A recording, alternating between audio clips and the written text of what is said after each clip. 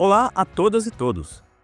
Começa agora o 8º e penúltimo episódio da 4ª temporada do Salada Cultural, que se você está seguindo desde o primeiro programa dessa leva, sabe que todo esse ano do podcast eu estou conversando com diversos nomes importantes da dublagem brasileira, em paralelo à minha pesquisa de mestrado, que fala sobre nossa versão brasileira e sua influência na cultura. Olha, confesso que tenho prazer duplo nessa pesquisa, porque além de descobrir fatos muito interessantes sobre a história da dublagem nacional e até internacional, também tenho a honra de conversar com pilares dessa profissão. Neste episódio não é diferente, porque bato um papo com o grande Orlando Vigiani, o mais longevo dublador em atividade no país, com mais de 60 anos na profissão, dono das vozes de Michael J. Fox na primeira dublagem de Volta para o Futuro, do Mickey Mouse, do Hugo, aquele troll do jogo interativo que passava na televisão na década de 1990, e muitos outros trabalhos que talvez você conheça e só não está ligando o nome à pessoa. No nosso bate-papo, Orlando deu detalhes de como era o estúdio de dublagem quando começou, na década de 1960, seu trabalho no infelizmente hoje finado estúdio da Alamo, seus trabalhos como ator e locutor nos programas do Sérgio Malandro e no clássico Desafio ao Galo, e teve até tempo para falar de sua experiência em direção de dublagem de produções mais adultas. Enfim, o que não faltou foi assunto nessa conversa muito legal, que com certeza você vai gostar também. Meu nome é Márcio Andrade e este é o Salada Cultural Especial Dublagem Parte 8. Versão brasileira Salada Cultural. Orlando Vigiani é ator, dublador, cantor, compositor, locutor e diretor de dublagem. Começou na dublagem aos 12 anos, em 1962, no estúdio da AIC, em São Paulo. Ele é o mais longevo profissional da dublagem ainda em atividade no país. Trabalhou nos principais estúdios de São Paulo, além de alguns trabalhos feitos para estúdios do Rio de Janeiro. Tem como destaque seu trabalho na primeira dublagem da trilogia De Volta para o Futuro, fazendo a voz de Marty McFly, interpretado pelo ator Michael J. Fox, sendo também a versão brasileira do mesmo personagem no seriado animado baseado na obra produzida por Steven Spielberg. Também dublou o Mickey Mouse durante mais de 10 anos, o Sapo Caco da franquia Muppets, o Troll Hugo do jogo interativo Hugo Games, que foi um grande sucesso na televisão brasileira no final da década de 1990, além de muitos outros trabalhos. Hoje, além de dublar e ser diretor de dublagem, tem outros projetos audiovisuais, além de palestras que faz sobre sua profissão. Nas redes sociais, ele tem o Instagram @OrlandoVigianiFilho, sendo que o Vigiani é com 2 Gs. Nossa conversa foi uma viagem não só da história da dublagem, mas também do audiovisual brasileiro como um todo. E esse bate-papo você ouve agora. Salada Cultural. Manda ver. Antes, eu quero falar que não existe melhor dublador do Michael J. Fox do que você. Só isso que eu queria, pontuar. Mas agora, vamos à parte profissional. Eu agradeço. Já começou bem, pô. Já começou bem. Eu agradeço. Tá? Diga lá, manda ver. Bom, de acordo com a minha pesquisa, você me corrija se eu estiver errado, você trabalha com dublagem desde a década de 1960, né? 62, mais precisamente. 62. Eu queria saber como surgiu a dublagem para você, porque era um período bem novo, não só para dublagem, como para distribuição de filmes e séries na televisão brasileira. O que fez você se interessar em dublagem? Olha, rapaz, o que fez eu me interessar, eu posso dizer para você, foi a minha mãe, que eu nessa época, desde da idade de 7 para 8 anos, eu já cantava, né? Então, eu cantava, meu pai e minha mãe diziam que eu cantava, e eu ficava cantando lá na cozinha de casa, no quintal de casa. Eu tinha acho que uns 7 anos de idade. E a minha mãe sempre teve empregadas, e nesse tempo tinha uma empregada chamada Conceição, não me esqueço o nome dela. Ela me viu cantando e falou: nossa, seu garoto tem jeito, ele canta bem e tal. Uma criança, eu nem sabia disso, né? Eu gostava de cantar, mas jamais tinha me passado pela cabeça que eu tinha atributos, né? Para cantar já naquela época. E ela falou: olha, eu saí da casa de um professor de piano, tal, ele tem um programa na televisão, na TV Tupi, que naquele tempo era TV Tupi Canal 3, era o índiozinho, né? Não tinha nada ainda daqueles tempos, né, que foi em 1950, que a TV Tupi foi inaugurada ali nessa década. Então eu vim em 58, aí ela me levou para fazer um teste, eu fui lá, fiz o teste, numa tarde de sexta-feira, E minha mãe me levou, eu cantei lá, gostaram, e eu já estreiei no programa de sábado cantando. Muito bem. Isso era um programa chamado Clube Papai Noel. Se você fizer a pesquisa, você vai ver que é um programa que na época tinha uma audiência muito grande. E era na rádio Tupi, né? O programa. E depois passou na TV Tupi.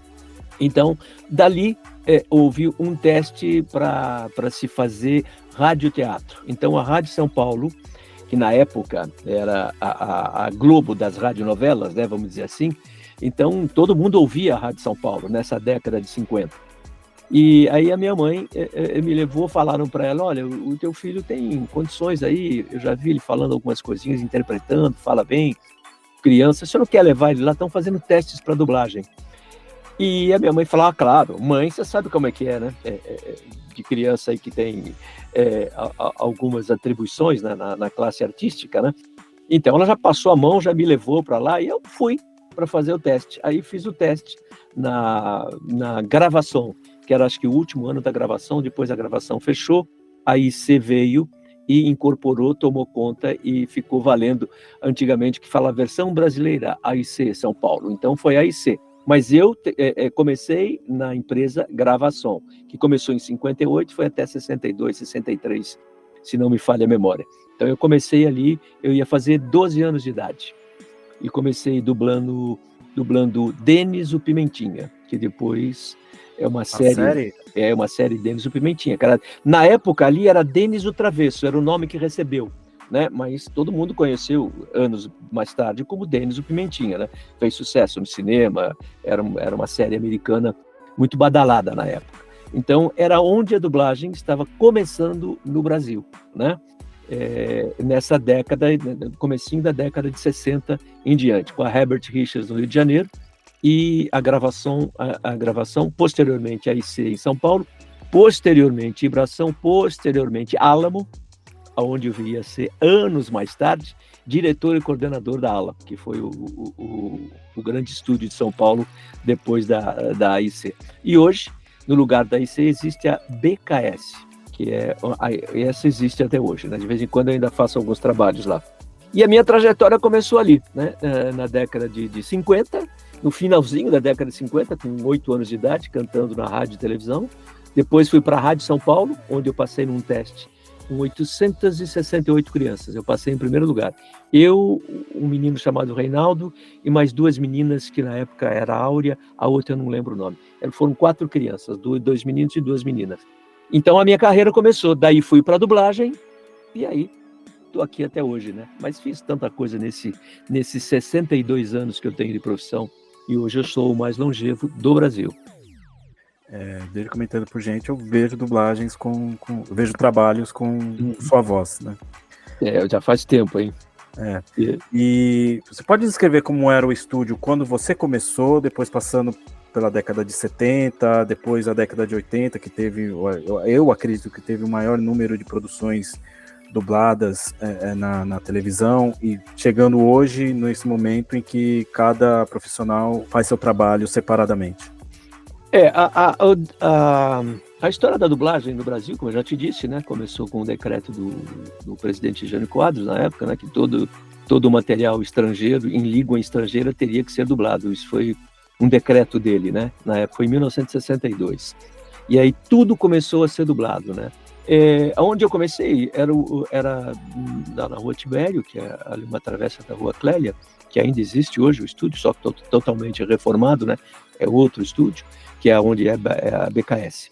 E lá os estúdios eram muito grandes, né? Pé direito, assim, tipo 3, 4 metros de altura, era muito grande.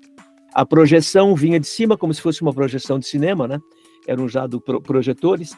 Eu comecei com o material de cinema, naqueles projetores enormes, onde a tela de cinema. Eu comecei dublando ali. As telas eram enormes, era aquela tela de cinema mesmo, né? Não tinha som. Amigo, hoje, anos depois, começou a ter o som original, né? Onde os dubladores já colocavam um fone e já podiam ouvir na tela o som original. E tinha no fone para poder guiar a sua parte de interpretação, as frases, marcar as pausas, enfim, ter todo o contexto do que estava acontecendo dentro da cena que ia ser dublada, né? Então, o desenvolvimento os estúdios eram muito grandes, né? Existem até hoje esses estúdios lá na BKS, e foram reformados, evidentemente, né, para uma nova postura, né, dentro da tecnologia. E a dublagem ela foi crescendo muito, e o que foi mudando nisso foi a técnica, né? Tecnicamente falando, né? Então, o celulose deixou de existir e a gente vem gravando hoje no digital. Então, hoje existe o Pro Tools, né? Que é o equipamento digital, o computador, que você faz as falas, onde nós gravamos na estrutura de hoje, todos separadamente, né? E com o advento do Covid, as coisas, então, se modificaram bastante, né? Então, não se gravava mais juntos, então cada um foi tendo o seu estúdio dentro de casa, como eu tenho aqui o meu, esse aqui é o meu, tenho dos meus filhos embaixo, que também trabalham com dublagem, o Robson e o Rogério, então, tecnicamente, a dublagem no mundo, principalmente no Brasil, a evolução da dublagem foi técnica, né?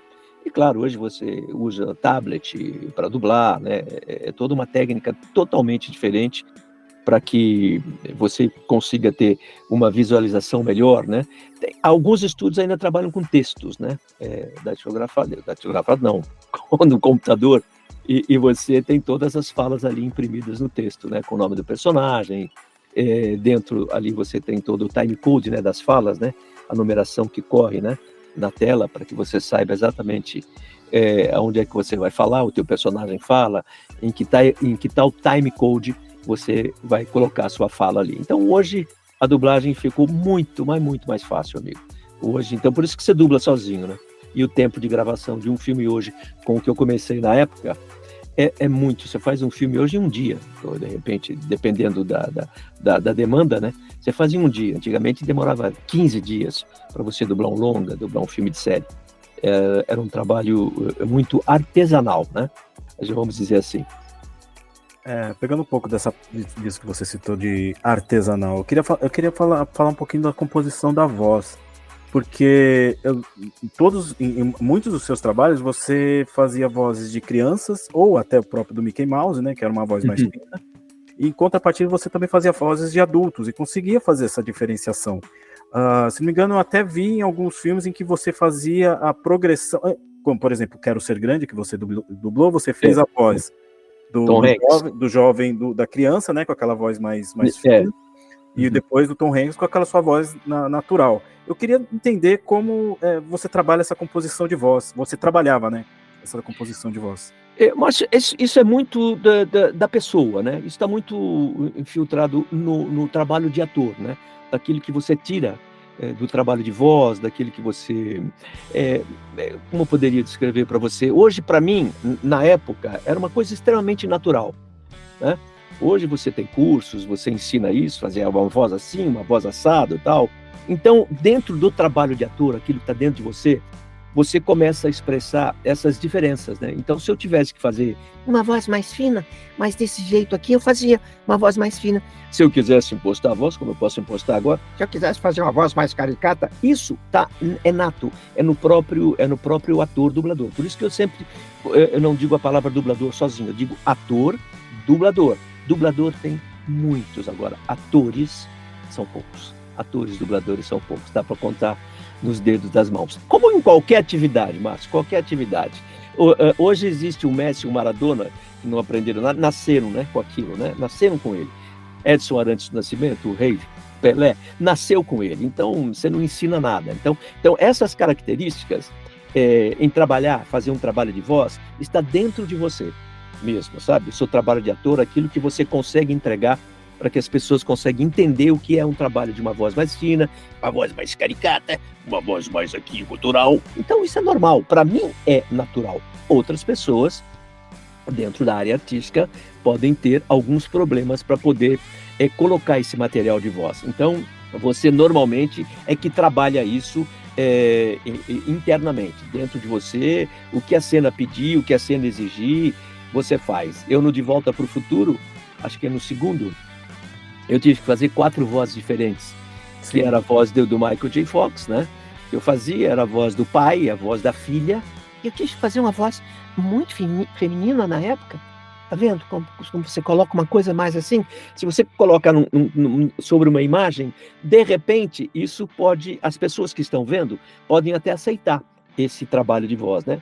Embora ficasse melhor fazendo uma voz de menina, para fazer a voz mais, teria tirado a caracterização do personagem, né? Porque ele ator, se transformando, né, numa menina. Na filha, tem um filho dele que era meio bobão, tal, essa coisa toda na época, o pai e a filha. Então, foram trabalhos que eu fiz, onde o desenvolvimento da voz vem de uma boa direção, né, que eu tive na época para fazer essa trilogia, né, juntamente com o meu saudoso e querido amigo Eleu Salvador, que fazia o doc. E então, isso traz para a gente essa facilidade, entre aspas, né, porque você já tem tudo isso dentro de você, né, para fazer a dublagem. Então hoje eu vejo um ator, eu vou dublar um desenho, eu vejo que o cara tem uma voz, mas assim, original. Então automaticamente eu me coloco por fazer essa voz desse jeito, né? E muitas vezes, que é uma voz mais assim, mais caricata, tudo isso parte de você, com uma boa direção e exatamente um bom texto, né, que é fundamental na dublagem, né? O texto é parte fundamental de um bom trabalho de dublagem. Então isso está intrínseco dentro do próprio trabalho do ator dublador. Então essas coisas de voz, de subir o tom, descer o tom, e para mim é natural, eu faço isso com muita naturalidade. Embora o meu padrão de voz, você vai saber da minha idade, eu tenho 75 anos, vou fazer, estou no caminho de 76 já, olha só. E o meu timbre é um timbre jovem. Você vê que a minha voz não é de um cara de 77 anos, 76, que de repente todo mundo vê que é uma voz mais grave, mais cansada, uma coisa assim, né? Então não é. O meu timbre eu posso hoje facilmente, vamos dizer assim, podia fazer um cara de 30, 35 anos, 40, com o meu timbre de voz, né? Isso é muito interessante, poder salientar para quem acompanha os trabalhos de casa, vê o ator fazendo, e de repente era o que acontecia na radionovela, né? Você só ouvia o áudio. Aí as pessoas, quando iam lá e conheciam os caras, nossa, mas com essa voz tão linda, mas pelo amor de Deus, na época era realmente uma frustração para os fãs que você não imagina. Isso contado por várias pessoas da minha época que faziam radioteatro, né? Onde ainda estava em grande atividade, né? O radioteatro em São Paulo. Mas é aquela coisa, né? Hoje não, hoje você vê o ator na televisão, você encontra com o cara na rua ou em qualquer outro lugar, a não ser a caracterização, né? Tem alguns atores que precisam fazer suas caracterizações para fazer alguns personagens, né? Mas só a voz, amigo, é diferente. Você vai ver depois, você fala, nossa, que voz bonita essa aí. Depois você vai ver o cara, fala, pelo amor de Deus. Cara, então eu com a minha voz posso dublar. Hoje o Michael J. Fox, no tempo dele, jovenzinho, galã. Hoje não, né, coitado? Hoje ele com o mal de Parkinson realmente não tem mais condição. Inclusive nem de falar, né? Tá difícil a situação dele. Mas é isso. A voz está dentro de você. O trabalho que você pode fazer com a voz é você que faz. Você que se adapta e sempre pedindo, vendo o que o personagem pede para que você consiga fazer uma tradução e uma colocação de voz bem feita em qualquer atividade dentro da área da dublagem. Além de ter boa dicção, né? Porque senão você não consegue fazer bons trabalhos. Agora pegando para a parte da tradução. E eu queria saber como era o trabalho de tradução e adaptação naquele período. Até no período mesmo que você iniciou, né? Na década de 60, 70 e 80. Na década de 60. Isso. Havia sugestões da distribuidora para adaptações mais próximas do original, ou havia a liberdade de sugerir adaptações para trazer aquelas produções para o nosso território? Não, na verdade, claro, o tradutor vinha mais ou menos em cima, né, da história, do que estava sendo dito, e isso você transforma, você traz, né, para a parte do seu idioma, né, aqui para nós, o português.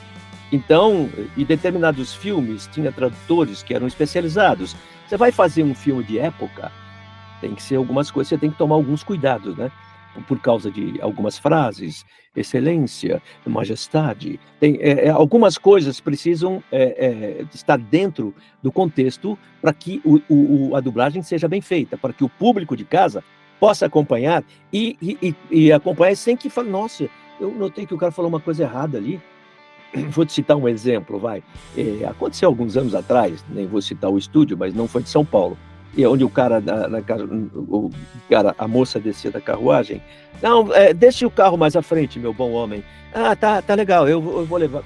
Pô, tá legal na década, um filme de época, aquilo, né? Mas é uma coisa que aconteceu, o diretor não percebeu, o cara colocou, entendeu? Tá legal? Isso não pode acontecer, né? Então, a tradução, como eu disse para você, é parte fundamental de um bom trabalho de dublagem. Antigamente a gente tinha tradutores bons, né? Eu não esqueci o sobrenome dele, mas era o Samuel. Ele tinha uma facilidade para traduzir e ele passava o dia inteiro dentro do estúdio da AIC, na época, traduzindo as séries que a gente dublava, né? Que foram tantas séries famosas que nós dublamos lá, depois te cito algumas, que de repente era muito importante, e qualquer problema ele estava ali, para poder tirar qualquer dúvida. Então o cliente mandava o filme, e claro, dentro do tema do filme, né, do que acontecia no filme, você pegava um bom tradutor, e de repente o inglês ele é um pouquinho menor do que o português, em determinadas frases e palavras, né? Então você tem que tomar determinados cuidados para não distorcer um pouco daquilo que está sendo dito. Então, é uma coisa em que o diretor tem que estar presente dentro da cena para poder fazer as correções necessárias e as mudanças para facilitar a articulação e encaixar na labial do ator que está sendo dublado. Então, são cuidados que você tem que ter, e a tradução tem que ser fiel nesse sentido. As adaptações a gente consegue fazer dentro do estúdio. Hoje não, hoje a coisa já é diferente. Quem está lá de fora, os produtores, já exigem muita coisa dentro do trabalho de dublagem. Então, quando você termina hoje um trabalho, ele é verificado, o cliente assiste, e se tiver algumas correções, diferenças, volta para o estúdio e tem que fazer novamente. Não que não acontecesse antigamente, mas essa coisa de fazer o acompanhamento depois da dublagem não era. Hoje você tem a internet e facilita você conversar com o cara lá, olha, estou te mandando isso aqui agora, você manda através de e-mail, você manda, e ele já te responde, não, isso aqui eu não gostei, tira essa frase aqui, põe outra, tal. Naquele tempo não tinha isso, né? Na década de 60 você não conseguia fazer isso, então o trabalho era mais primoroso, né? O trabalho da tradução, e os diretores também, a gente sempre acompanhava para que não houvesse alguns problemas na hora de fazer os trabalhos de dublagem. Hoje, meu amigo, é totalmente diferente. Quem está lá fora está acompanhando no tempo real aquilo que está sendo feito e está sendo dito. Tem clientes que acompanham a dublagem de lá, vendo o que está sendo gravado no tempo real. Então não tem jeito. Hoje, vamos dizer assim, a fiscalização por parte deles é muito mais eficiente do que se fazia na época, na década de 60, 50, né? Ou 70 até. Eu queria pegar um pouco o seu trabalho de ator fora dos estúdios de dublagem, mas ainda tendo a composição de voz para seu trabalho, que eram os casos do seu trabalho nos programas do Sérgio Malandro, em alguns programas do SBT e até naquele personagem Hugo. Eu queria que você falasse um pouquinho desses trabalhos. Eu fiz também como ator, eu fiz trabalho de ator. Eu sou ator, sou diretor de dublagem, sou radialista esportivo, também trabalhei alguns anos nas áreas, de vez em quando ainda faço alguns trabalhos das rádios.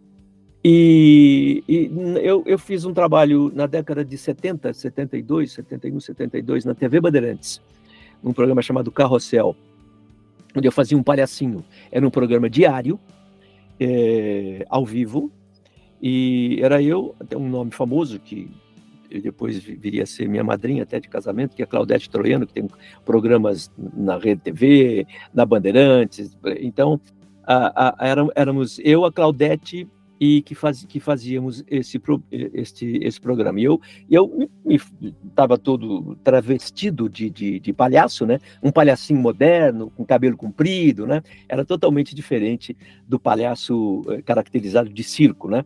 E eu fazia um trabalho lá, cantava, inclusive, tocava violão. Então, essa foi a minha fase de ator profissional, já dentro da área de fazer televisão, né? Então, ali eu já estava fazendo televisão como ator. Depois fui para o SBT, no SBT eu já fazia um personagem, né? Que era o Capetinha. Que eu falava assim, ô Serginho Malandro, tudo bem? Bom dia para você, garotada. Era essa a minha, eu fazia ali com ele. E eu era o narrador também, né? Vamos lá, Serginho, agora eu quero ver você. Ele fazia umas palhaçadas de goleiro, Malandrovski, fazia um lutador lá, não sei se você acompanhou muito o programa Bastante. dele. Bastante. Ele tinha esses personagens. Então eu fazia 2 trabalhos lá. Eu fazia como ator, de voz, né? Fazendo o bonequinho lá, que eu mesmo fazia com as mãos, né? Eu mesmo manipulava, e a voz ali. E fazia, a gente gravava depois as palhaçadas dele com o goleiro, né? Eu, como gostava de futebol, sempre gostei, então eu entendia bem. Tanto é que eu fui até narrador de um programa antigo chamado aqui Desafio ao Galo, que era na TV Record. Eu fui repórter lá e fui narrador. Por aí você vê, né? Foi lá que o Thiago Leifert começou junto comigo lá na década de 90. Ele tinha 16 anos. Isso mais para frente a gente conversa. E então eu tinha facilidade para poder narrar. Vamos lá, meu amigo, agora eu quero ver com você. Vamos lá, quem vai jogar aí? Quem vai bater é o garotinho ali, que é do time do Vasco da Gama. Vamos ver se você... E essa coisa, a cena ia acontecendo, ele fazia aquelas palhaçadas dele, e eu fora aqui, narrando, né, como um locutor esportivo, a performance, né, dos meninos, e era tudo palhaçada, né, era tudo, ele fazia a molecada rir, frangava os gols, enfim, era muito bacana, eu gostava demais de fazer essa parte narrada nos programas do Malandro. E então foram alguns anos, né, que eu fiquei ali com o Malandro ali. Ele foi em 89, depois ele saiu, voltou de novo em 94, ele saiu, foi para a Globo, né? Depois ele voltou de novo com o programa, eu fui chamado de novo para fazer o trabalho com ele, e foi num desses trabalhos que o Silvio me chamou para fazer voz também, junto com ele no palco, o Silvio Santos. Onde eu fiz a voz de um cachorro no palco lá, que era um programa que ele fazia, onde os animais tinham vozes, né? Os animais, ele botava a criança junto com o animal falava e a criança achava que era o animal que estava falando com ela, né? E ele ia aqui no meu ouvido, fala isso agora, isso, diz que ele está cansado agora.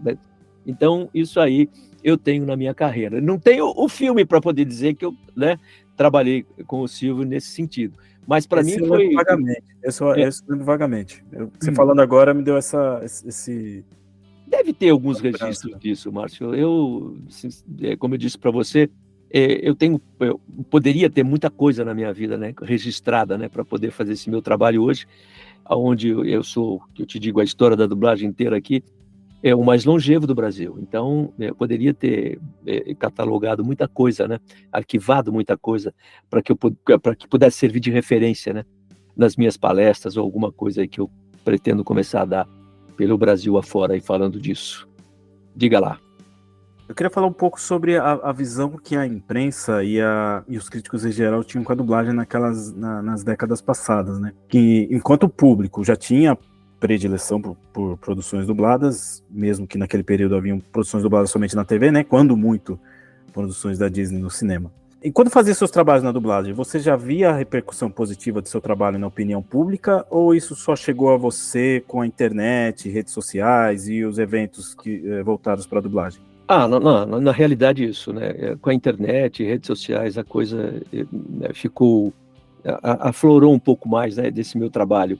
Antigamente não tinha muito essa coisa, né, Márcio?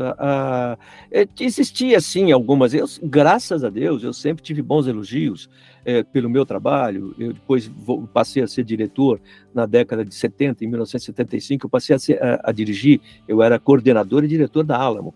Então, você imagina a responsabilidade que eu tive enquanto esse estúdio tão famoso em São Paulo. Eu já tinha ali algumas boas referências, né? E formei muita gente, né? Dentro da minha profissão, o mais gostoso é que eu sempre tive bons companheiros ao meu lado, escolhi sempre bons elencos, e a repercussão do meu trabalho até hoje tem sido muito boa, né? Isso eu vejo pelos meus filhos, que todo mundo fala, teu pai tá bem, olha, teu pai isso e tal. Então, como eu formei muita gente nesses 62, 63 anos de profissão, então você imagina, né? Então, dentro do campo do meu trabalho, a visão que eu tinha e da imprensa, na verdade, trazendo algumas repercussão boa, sempre tive, sim, muitas coisas positivas, mais do que negativas. Ninguém é perfeito em tudo que faz, né, Márcio? Você sabe disso. Então, devo ter cometido alguns erros ao longo de todos esses anos, mas os acertos foram maiores, né? E com o advento da internet hoje, meu amigo, é claro que hoje está aí na cara de todo mundo, está escancarado aquilo que você faz, aquilo que você não faz. Nem o que você não faz, as pessoas dizem que você faz, né? Então, você imagina agora Inclusive agora com a inteligência artificial, né? Então, agora, a gente tem que se policiar até em respirar. Você tem que tomar cuidado com tudo que você faz hoje. A mídia hoje, realmente, ela te cobra demais, e a internet está aí para poder trazer para todo mundo, né? Tanto do lado positivo, quanto do lado negativo, né? Dos acontecimentos dentro da área. Na minha área de trabalho, de profissão, as coisas que eu fiz realmente foram muito grandes, foram coisas boas da minha vida. Eu não me arrependo das coisas que eu deixei de fazer, né? Porque teve algumas coisas que de repente eu deixei de fazer, mas a maioria delas eu fiz sempre com muito carinho, com muito amor, com muita dedicação, e aproveitei sempre esse dom que Deus me deu, né? Porque a dublagem e o ator, o cantor, é dom. Você pode, de repente, dar uma avaliada melhor, né? Dentro da profissão, fazer coisas positivas, ter uma outra maneira de enxergar, ter bons profissionais que te corrijam, né, em algumas coisas, mas o dom está com você. Aquilo que você traz de dentro é o que é o principal. E dele você pode usar como coisas boas e coisas negativas também, né?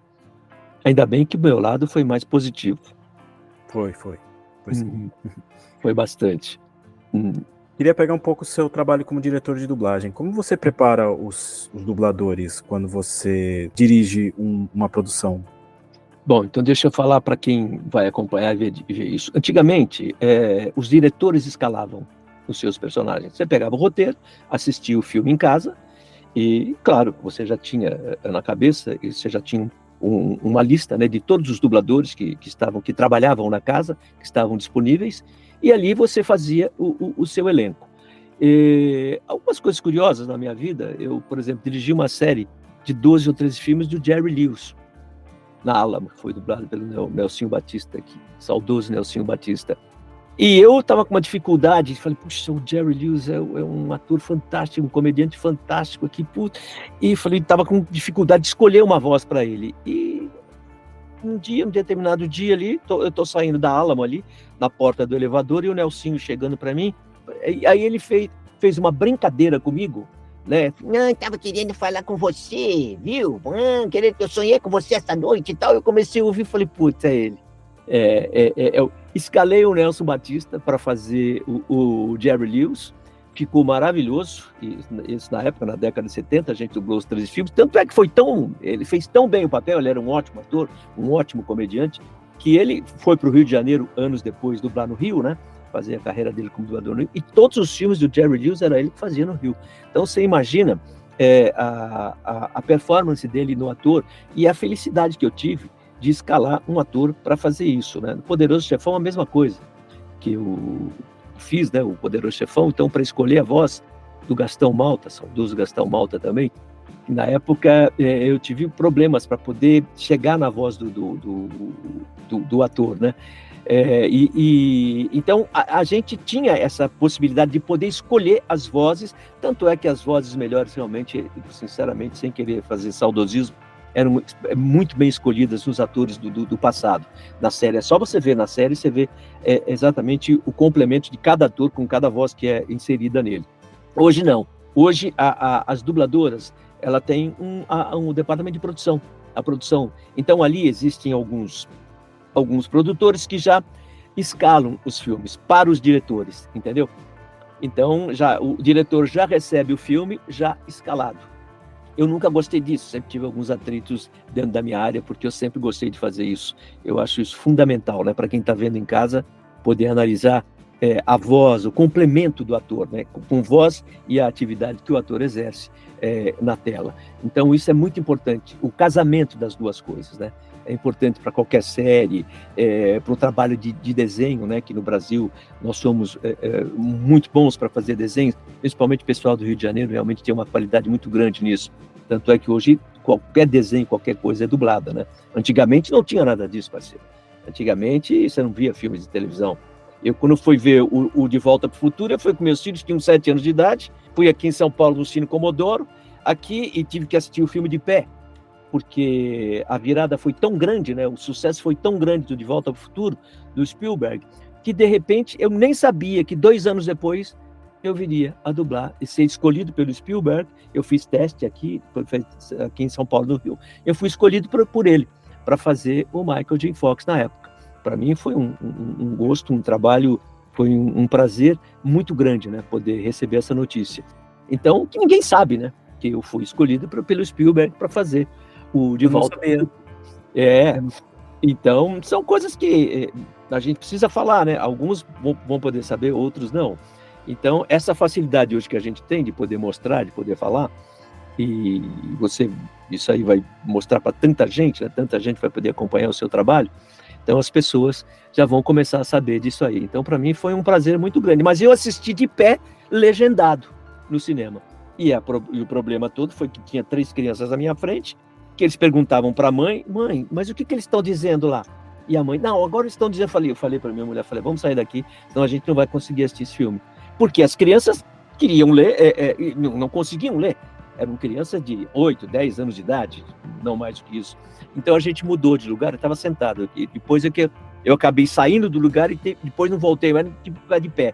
Aí assistimos o filme de pé até o final. E anos depois, 2 anos, mais ou menos 1 ano e pouco, 2 anos e pouco, eu fui dublar o filme fazendo o personagem de Volta para o Futuro. Aí sim, nós começamos a dublar, e depois ele passou na Globo, né?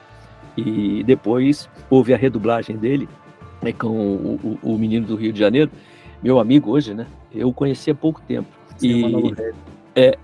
O Manolo Rey, né? Manolo Rey. Então, eu conheci o Manolo Rey esse ano, alguns meses atrás, no lançamento do livro do meu grande amigo Felipe Maia, do Rio de Janeiro. Eu estive lá e que eu conheci ele, falou, você que é o... Eu falei, você que é... sou eu mesmo. Então, olha só, nos conhecemos agora, né? E essa redublagem do Rio de Janeiro já foi feita há muitos anos, né? Foi pedido para dublar exatamente por causa de problema de som, né? Então, eles redublaram. Podiam ter redublado em São Paulo, né? Mas não quiseram, eu estava aqui para isso, né? Não tem problema nenhum, não. O trabalho dele também foi muito bem feito. Eu elogiei seu trabalho do Michael J. Fox e agora você me fala que foi escolhido pelo Spielberg.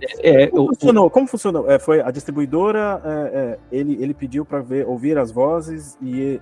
sim, foram feitos os testes, né? E foi escolhido lá no estado, por eles, né? Nos Estados Unidos. E depois a gente ficou sabendo disso. Eu fiquei sabendo disso há pouco tempo também. Não muito agora, não, porque as pessoas não... Naquele tempo não achavam que você podia se achar, né? Eu fui escolhido. Não, absolutamente não. O que valeu ali foi a competência, foi o trabalho, né? E o casamento da voz com o personagem, aí que tá, né? Com a característica dele, com o personagem que casou. Isso é fundamental na dublagem. O trabalho, quando encaixa aquilo que eu te disse, a voz com o perfil, com a imagem do ator, isso funciona muito, muito. E eu esqueci de falar do Hugo, você tinha me perguntado também? Sim, do Hugo. Do game, que foi também um estouro na minha vida, né? Foi uma mudança-chave na minha vida. O Hugo, quando veio para o Brasil, né? Inclusive quem trouxe foi o Bi Júnior, filho do Herbert Richards, o filho caçula dele. Foi ele que trouxe. E eu dublei o Hugo. Passei rapidamente, você vê como são as coisas na vida. Passei no estúdio, que eu era diretor, era Sigma. Passei no estúdio e fui fazer, acho que Sigma não, Megasom. Acho que foi Megasom. Passei rapidamente, tem um teste aqui para fazer, o cara tá querendo fazer um teste, dá uma chegadinha que faz o teste. Falei, deixa eu ver aqui, tá? Aí vi o personagem, aí que eu te falo. Fiz uma voz pra ele assim, não tem chororô, esse jogo acabou. E foi a voz que ficou. Saí dali, peguei meu carro, eu tinha um compromisso, o celular na época, não era celular ainda. Ou era? Já era, foi em 95. 95, 96. Foi em 95. Eu não sei se era aquele que a gente recebia chamada. O bip? Bip. Lembra disso? Eu acho que era o bip. Olha só como eu sou novo. Então, eu liguei para a central e falei, olha, volta lá que você foi aprovado. Já tinham feito teste com várias pessoas, né? Eu fui lá e fui aprovado para fazer o Hugo, que realmente deu um salto na minha vida, porque o programa era um game, né? Onde as crianças jogavam os joguinhos dele por telefone, né? Pelas teclas do telefone. E foi um sucesso tremendo em 95. Aí ele saiu do ar, voltou em 98.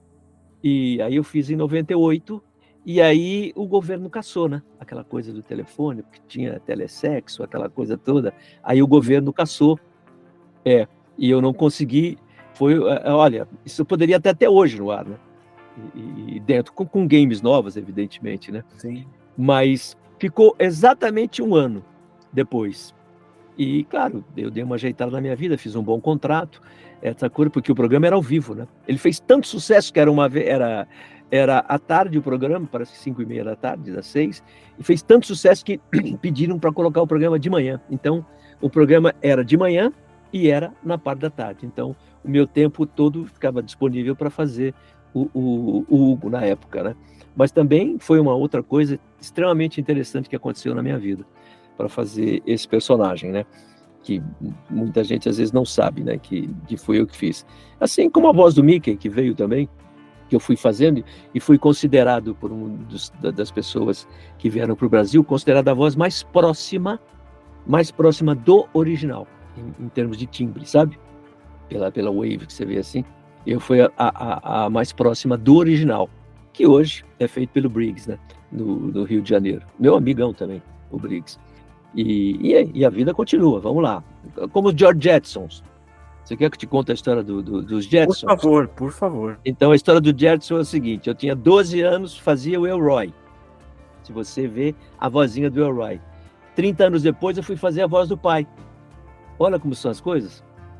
Eu ficava imitando o Raimundo Duprat, que fez o primeiro, tal. Oi, Jane, que falava assim, né? Oh, Jane, oh, Sr. Quiddle, tal.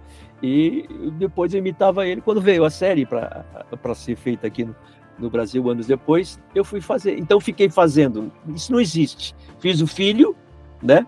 Com 12 anos. 30 anos depois, com 40 e poucos anos, já perto dos 50, eu fui fazer o pai. Então, natural. Exatamente. Não existe isso. Um ator que faz uma coisa com criança e depois vai fazer adulto, não existe. Pelo menos eu não tenho conhecimento. Dentro da dublagem, eu não tenho conhecimento. Então é mais um ganho na minha vida. Isso aí. E como foi o Muppets, né?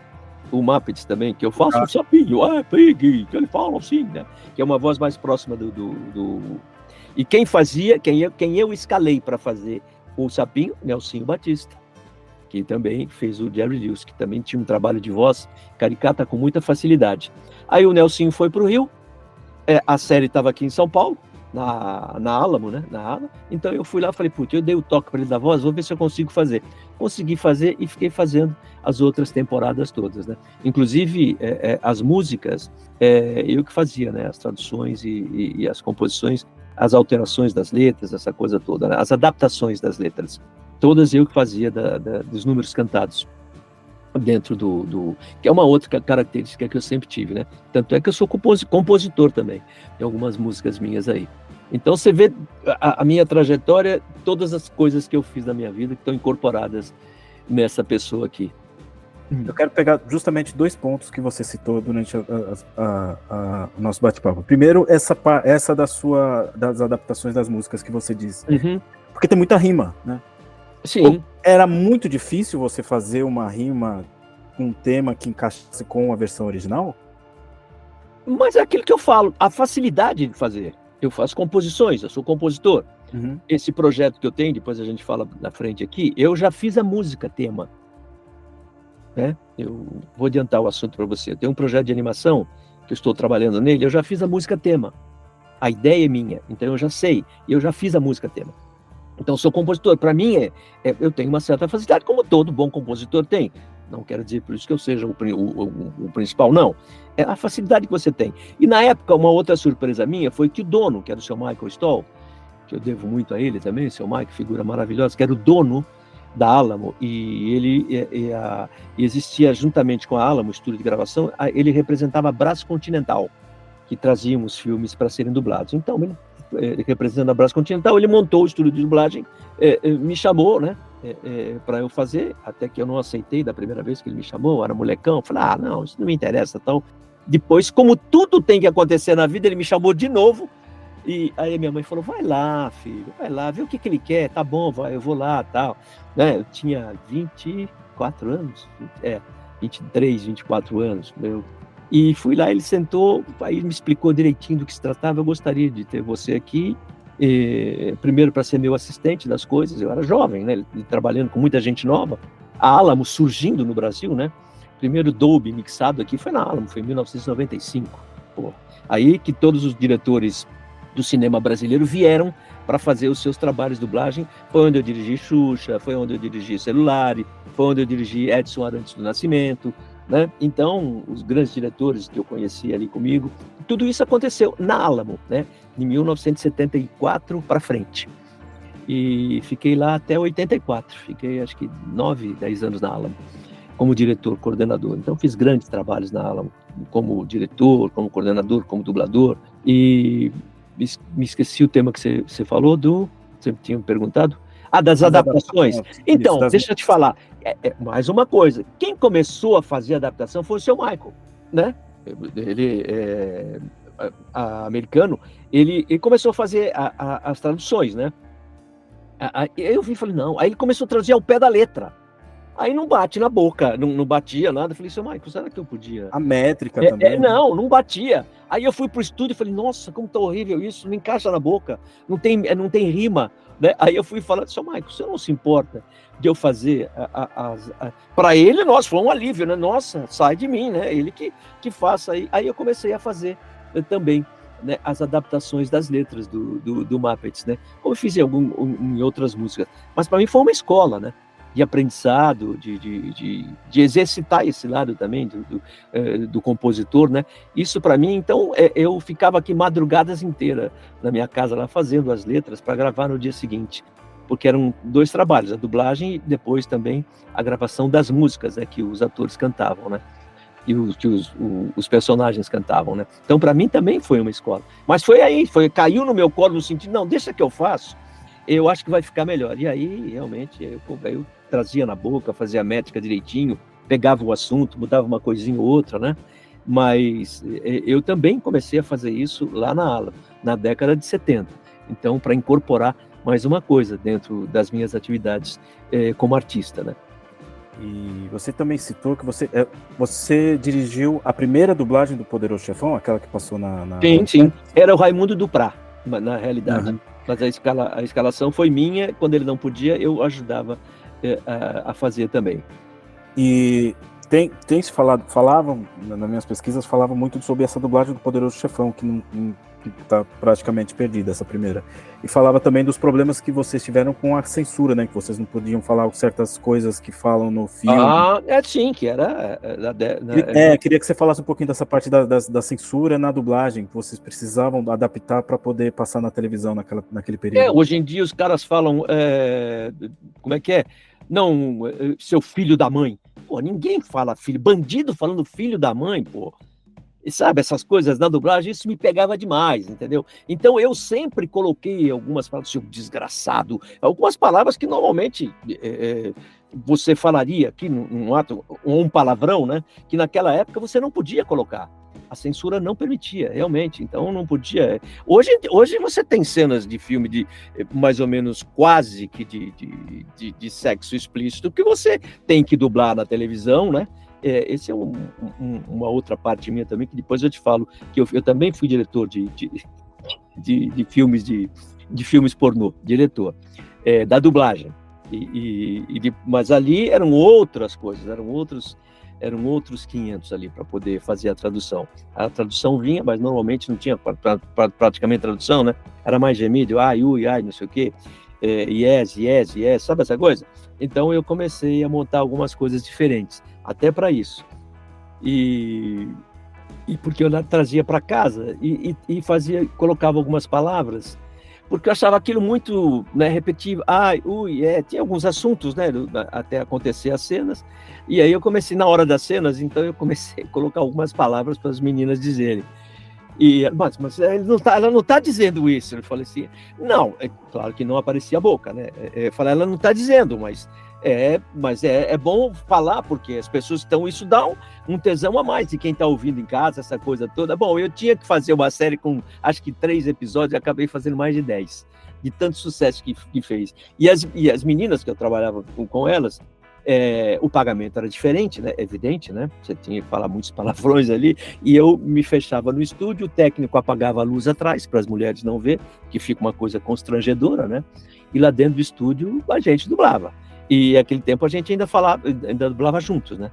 Então não tem jeito, era como se tivesse mesmo era uma trans ali falada na dublagem na tela ali, né? Mas um outro aqui, o ator e a atriz aqui do lado, um do outro. E as palavras que eu colocava, eu falei, mas ela não está dizendo aquilo. Não, mas coloca isso aí que vai fazer bem aí, tá? Quando a cena não aparecia a boca, né? Evidente, uma coisa oral ali, então sexo oral, qualquer coisa, ninguém tá vendo, então você pode falar, né? Então, isso deu um up a mais nesses filmes vamos dizer assim, nessa também foi uma época muito boa para mim, né? Que a gente ganhava bem para fazer isso, principalmente as meninas que dublavam, né? E você tinha que ter muito critério, inclusive, para poder fazer isso. Inclusive algumas atrizes que até hoje dublam, né? Não vou falar o nome delas por um respeito que eu tenho, mas algumas no começo não queriam fazer. Depois que começaram a ver o quanto se ganhava para poder fazer uma dublagem dessa, né? Eu até fazia isso num estúdio chamado Primo Carbonari, o canal 100 que tinha no cinema, há muitos anos atrás. Então eu dublava no estúdio dele, a gente fazia essas gravações aqui na Cachoeirinha, parece que o estúdio dele era ali. Então, olha, foi uma época muito boa, posso te garantir que era um trabalho bem remunerado, né? E você tinha ali muitas amizades, e a resenha era muito boa, né? Entre a gente, os que dublavam. Homens tinha poucos homens, mas a mulherada tinha bastante, porque tinham vários filmes ali que a gente dublava e eu mexia no texto, eles queriam me matar para fazer, olha, vocês estão ganhando para fazer, vamos falar isso aí, pô, né? Claro, pra gente, uma mulher falar palavrões ali, né, é uma coisa que não fica bem, né, para algumas delas, mas tinha outras que não estavam nem aí, viu? Falavam com a maior tranquilidade, vamos que vamos dublar, vamos fazer, porque o ganho realmente era muito bom. E é trabalho.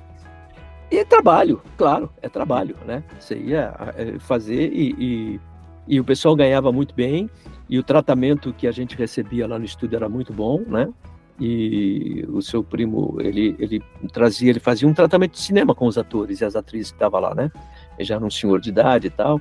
O técnico a gente escolheu que fosse uma pessoa totalmente discreta, porque quer queira, quer não, né? É uma atividade que naquela época, né? O pessoal não estava muito acostumado a fazer isso, né? Não estava acostumado a dublar filmes assim, né? Então, era muito difícil. Para achar elenco para fazer isso, também não era fácil. Homem, não. Homem, não tem problema, não. Agora, as meninas, as mulheres para dublar, não era fácil, né? Porque, quer queira, quer não, é uma coisa que não é muito feito, né? Você chegar lá e dublar. Hoje não. Hoje você vê tantos e tantos filmes aí, você entra na internet, você vê o que você quer ver aí. Mas antigamente era um pouco difícil essa prática da dublagem de filmes pornô, né? Eu só queria finalizar, porque é uma pergunta que eu faço com quase todos os profissionais com quem eu converso, todos os atores e dubladores. É uma frase que o Herbert Richards falou em entrevista um pouco antes de falecer, que é essa. Vou abrir aspas.